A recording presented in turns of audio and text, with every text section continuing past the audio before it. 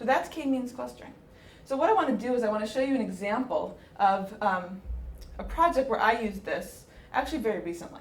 Let me show you the pictures I made and why this was useful.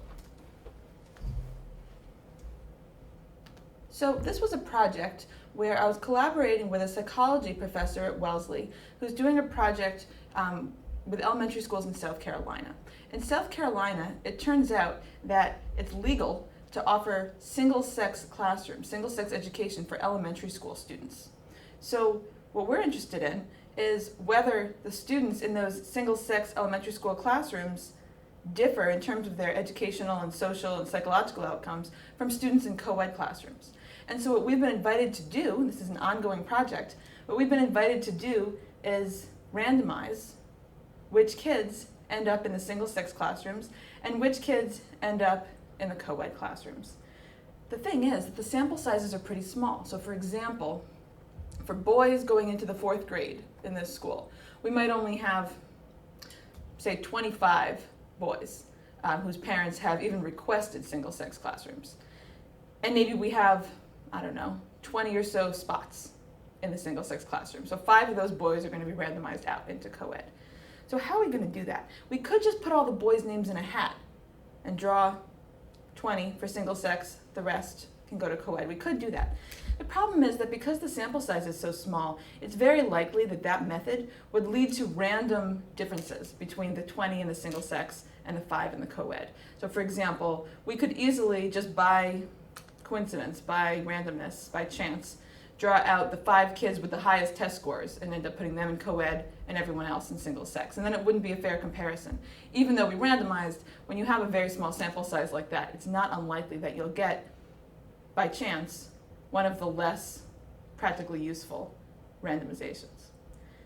So what did I do here? So let's look at this picture. This is a picture where I'm trying to show multiple aspects of the data at the same time. So this is a particular grade and a particular gender. Let's say these are boys going into the 4th grade.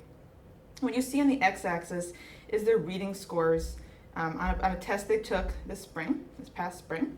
And what you see on the y-axis is their math scores on a test called the MAP. I think those are percentiles. And you can see there's a correlation, right? And that shouldn't be surprising that there's a correlation here, that in general, the kids who do better in terms of standard deviations from the average on reading also tend to be in the higher percentiles for math, and same thing for lower scores. That's not surprising. So that's the first thing we see. So this picture, if you ignore the symbols, this picture looks a lot like the one I just drew on the board in 2 dimensions.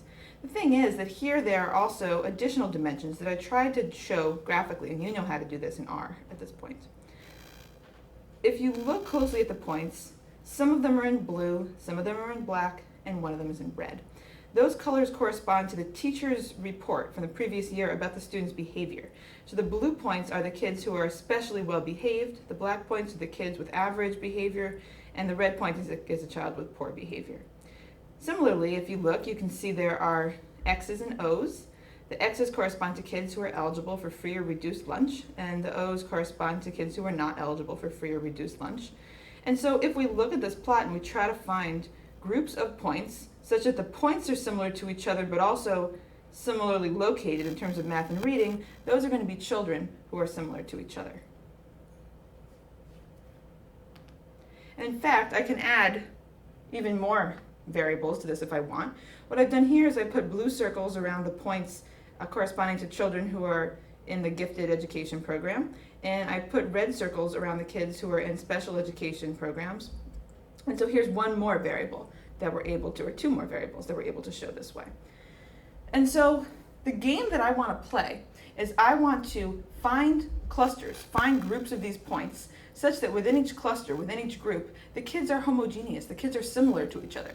They don't have to be exactly the same, but I hope they're going to be similar to each other. And then what am I going to do? I'm going to stratify based on those groups. I'm going to do something like take my groups of children such that in each group kids are similar and randomly draw one kid from each group to be in the co-ed and the rest in single sex.